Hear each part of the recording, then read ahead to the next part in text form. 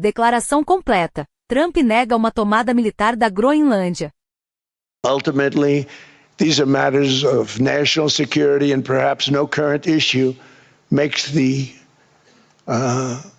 situation more clear than what's currently going on with Greenland. Would you like me to say a few words of Greenland? I was going to leave it out of the speech, but I think I would have been reviewed very negatively. I have tremendous respect for both the people of Greenland and the people of Denmark, tremendous respect. But every NATO ally has an obligation to be able to defend their own territory. And the fact is, no nation or group of nations is in any position to be able to secure Greenland other than the United States. We're a great power, much greater than people even understand. I think they found that out 2 weeks ago in Venezuela. We saw this in World War II, when Denmark fell to Germany after just 6 hours of fighting and was totally unable to defend either itself or Greenland.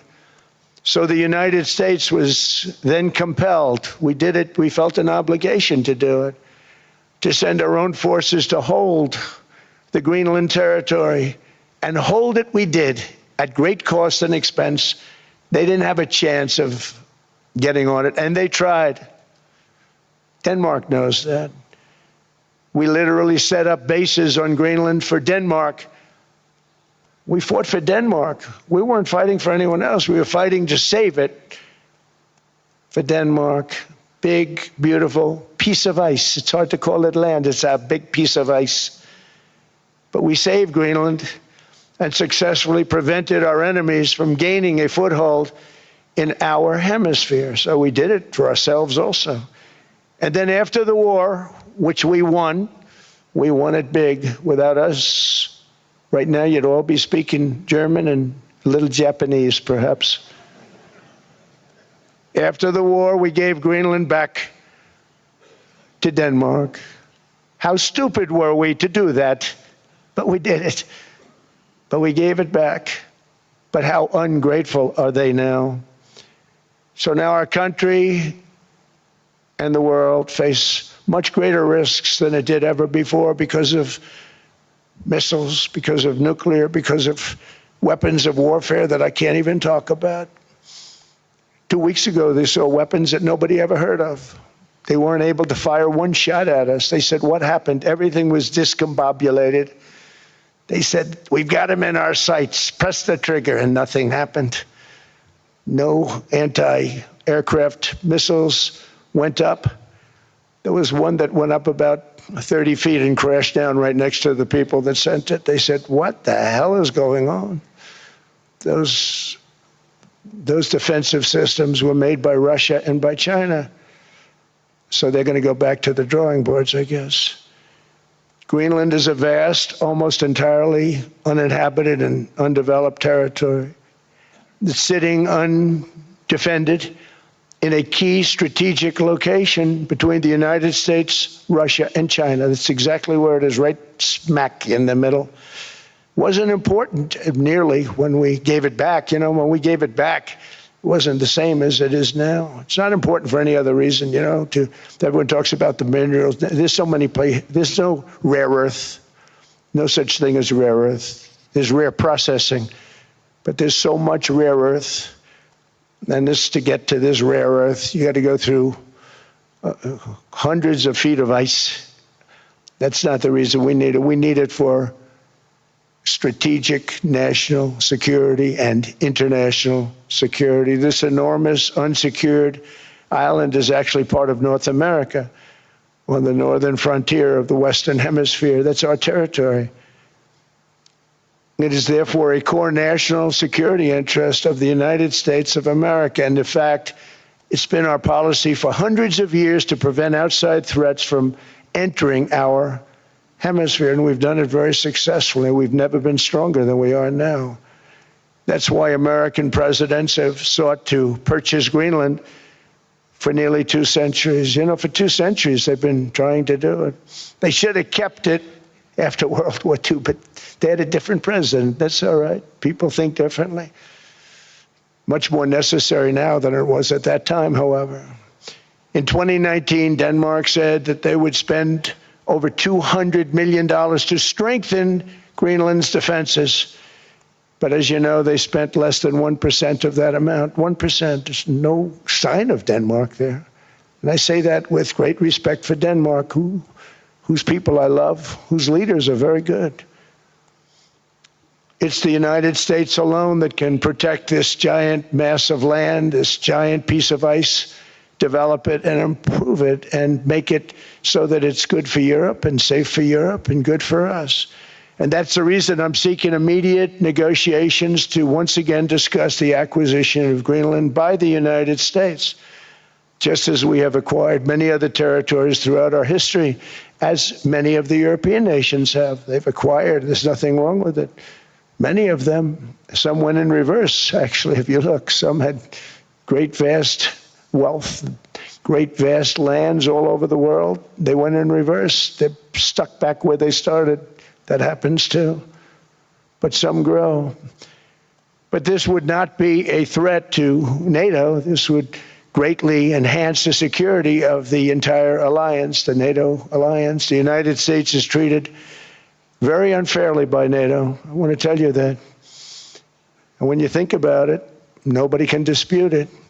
We give so much and we get so little in return. And I've been a critic of NATO for many years.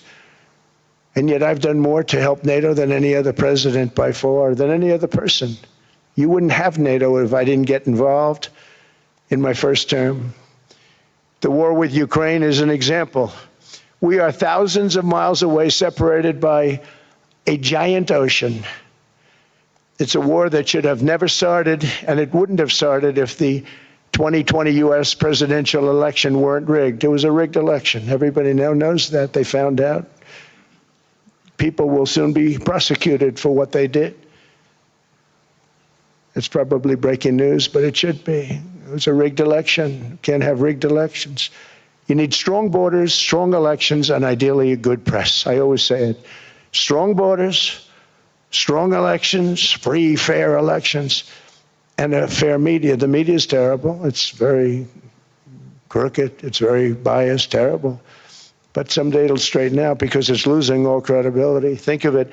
When I went in a landslide, a giant landslide, won all 7 swing states, won the popular vote, won everything, and I only get negative press. That means that it has no credibility. And if they're going to get credibility, they're going to have to be fair. So you need a fair press. But you also need those other elements. And I inherited a terrible, terrible situation. If you look, the border was open. The inflation was raging. Everything was bad with the United States when I came into office. But I also inherited a mess with Ukraine and Russia, something that would have never happened. And I know Putin very well. He and I would discuss Ukraine. It was the apple of his eye, but he wasn't going to do anything. I said, Vladimir, you're not doing it. He would never have done it. It was terrible what happened. I could see it happening, too. After I left, I could see it happening. Biden had given Ukraine and NATO $350 billion, a staggering sum, $350 billion. I came in, and just like the southern border, just like inflation, just like our economy, I said, wow, this place is in trouble, meaning our country. All of these things were out of control. But the border was out of control. We fixed it with the strongest border anywhere in the world. And I've now been working on this war for 1 year, during which time I settled 8 other wars. India, Pakistan. I settled other wars that were. Vladimir Putin called me, Armenia, Azerbaijan. He said, I can't believe you settled that one. They were going on for 35 years. I settled it in 1 day. And President Putin called me. He said, you know, I can't believe I've worked on that war for 10 years trying to settle it. I couldn't do it. I said, do me a favor, focus on settling your war. Don't worry about that one. What does the United States get out of all of this work, all of this money, other than death, destruction, and massive amounts of cash? going to people who don't appreciate what we do. They don't appreciate what we do. I'm talking about NATO, I'm talking about Europe. They have to work on Ukraine. We don't. The United States is very far away. We have a big, beautiful ocean separating us. We have nothing to do with it. Until I came along, NATO was only supposed to pay 2% of GDP, but they weren't paying. Most of the countries weren't paying anything. The United States was paying for virtually 100% of NATO. And I got that stopped. I said, that's not fair. But then more importantly, I got NATO to pay 5%, and now they were paying, and now they are paying. So something nobody said was possible. They said, we will never go up higher than 2%. But they went to 5%, and now they're paying the 5. They didn't pay the 2, and now they're paying the 5. And they're stronger for it, and they have an excellent, by the way, Secretary General, who's possibly in the room. Mark, are you here? Yes, he's here. Hello, Mark. We never asked for anything, and we never got anything. We probably won't get anything unless I decide to use excessive strength and force where we would be, frankly, unstoppable. But I won't do that. Okay? Now everyone's saying, oh, good. That's probably the biggest statement I made, because people thought I would use force. I don't have to use force. I don't want to use force. I won't use force. All the United States is asking for is a place called Greenland, where we already had it as a trustee, but respectfully returned it back to Denmark not long ago after we defeated the Germans, the Japanese, the Italians, and others in World War II. We gave it back to them. We were a powerful force then, but we are a much more powerful force now. After I rebuilt the military in my first term and continue to do so today, we have a budget of $1.5 trillion. We're bringing back battleships. The battleship is 100 times more powerful than the great battleships you saw in World War II, those great, big, gorgeous ships, the Missouri, the Iowa, the Alabama. Because I thought maybe we could take them out of mothballs. They said, no, sir, these ships are 100, think of that, 100 times more powerful than those big, magnificent pieces of art that you saw so many times ago, that you still see on television. You say, wow, what a force. 100 times, each ship 100 times more powerful than the big battleships of the past. So that was the end of the mothball story. So what we have gotten out of NATO is nothing except to protect Europe from the Soviet Union and now Russia. I mean, we've helped them for so many years. We've never gotten anything, except we pay for NATO. And we paid for many years until I came along. We paid for, in my opinion, 100% of NATO because they weren't paying their bills. And all we're asking for is to get Greenland, including right title and ownership, because you need the ownership to defend it. You can't defend it on a lease. Number one, legally it's not defensible that way, totally. And number two, psychologically, who the hell wants to defend a license agreement or a lease, which is a large piece of ice in the middle of the ocean where, if there is a war, much of the action will take place on that piece of ice. Think of it. Those missiles would be flying right over the center of that piece of ice. All we want from Denmark for national and international security and to keep our very energetic and dangerous potential enemies at bay is this land on which we're going to build the greatest golden dome ever built. We're building a golden dome that's going to, just by its very nature, going to be defending Canada. Canada gets a lot of freebies from us, by the way. They should be grateful also, but they're not. I watched your Prime Minister yesterday. He wasn't so grateful. But they should be grateful to us. Canada lives because of the United States. Remember that, Mark, the next time you make your statements. What we did for Israel was amazing, but that's nothing compared to what we have planned for the United States, Canada, and the rest of the world. We are going to build a dome like no other. We did it. We did it for Israel. And by the way, I told Bibi, stop taking credit for the dome. That's our technology. That's our stuff. But they had a lot of courage, and they were good fighters, and they did a good job, and we wiped out the Iran nuclear threat like nobody can believe. Nobody's ever seen anything like it. That, Venezuela, taking down Soleimani, wiping out al-Baghdadi when he tried to reinstitute ISIS. We did a lot. I did a lot of big things, all perfectly executed. Everyone was perfectly executed. Somebody told me that, a military expert told me, sir, everything you've done has been perfectly executed. I said, I know. So other presidents have spent, whether foolishly or not, trillions and trillions of dollars on NATO and gotten absolutely nothing in return. We've never asked for anything. It's always a one-way street.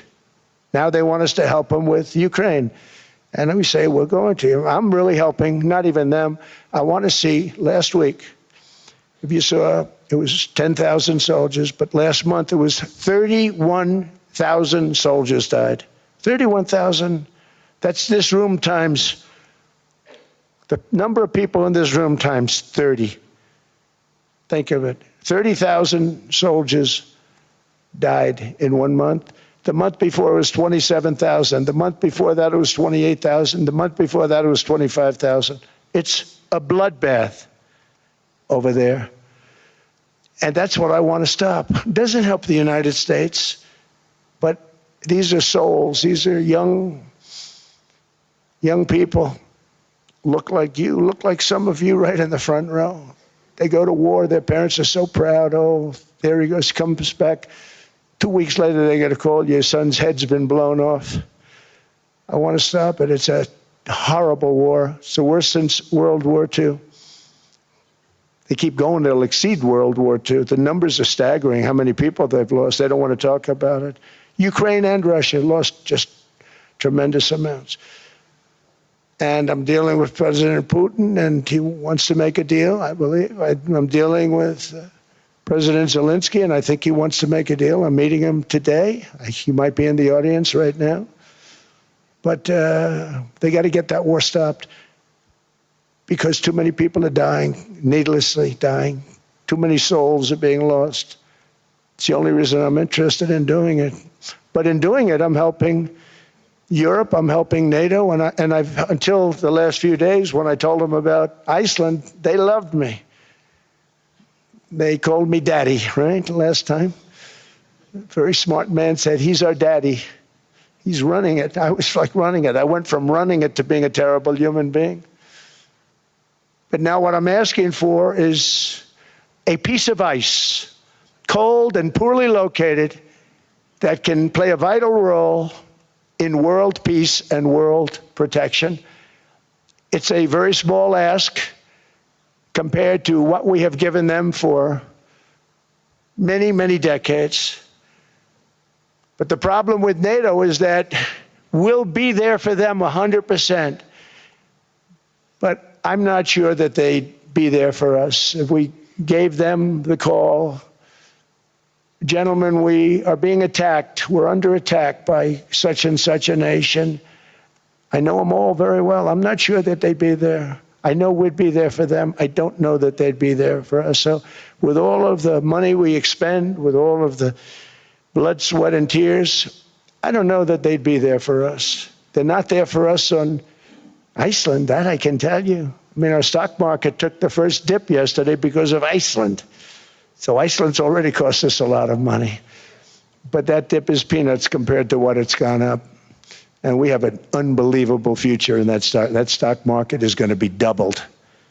We're going to hit 50,000, and that stock market's going to double in a relatively short period of time because of everything that's happening.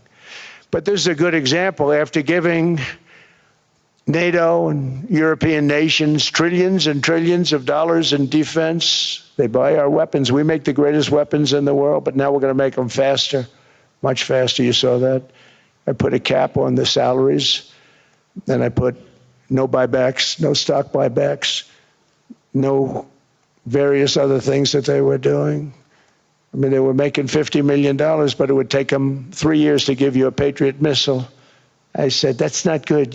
My chauffeur can do a better job than that, and he makes slightly less than 50. They make big salaries. If they're going to make those big salaries, they're going to have to produce a lot faster. The good news is we have the greatest equipment in the world. Now we're going to start making it a lot faster. They're going to build additional plants. And all of the money that goes into stock buybacks is going to go into building plants. We're not allowing stock buybacks by defense companies any longer. They're going to build new plants to make Tomahawks, Patriots. We have the best equipment, F-35s. F-47, the new one just coming out. They say it's the most devastating plane, fighter jet ever. Who knows? They called it 47. If I don't like it, I'm going to take the 47 off it. I wonder why they called it 47. We'll have to think about that. But if I don't like it, I'm going to take that 47 off. But it's supposed to be the stage 6. It's supposed to be the first stage 6 plane, undetectable, like our B-2 bombers were undetectable. They flew right over Iran. They were undetectable. And they did their job, and they got the hell out of there. So we want a piece of ice for world protection, and they won't give it. We've never asked for anything else, and we could have kept that piece of land, and we didn't. So they have a choice. You can say yes, and we will be very appreciative. Este site pode ajudar você a melhorar sua leitura e compreensão auditiva em inglês. Com inteligência artificial, ele divide as frases em partes menores e fáceis de entender. Na ferramenta de reprodução, você pode ajustar a velocidade, pausar ou voltar para entender cada frase. O site oferece tradução para 20 idiomas, facilitando o aprendizado. É só digitar inglês.com no navegador e experimentar.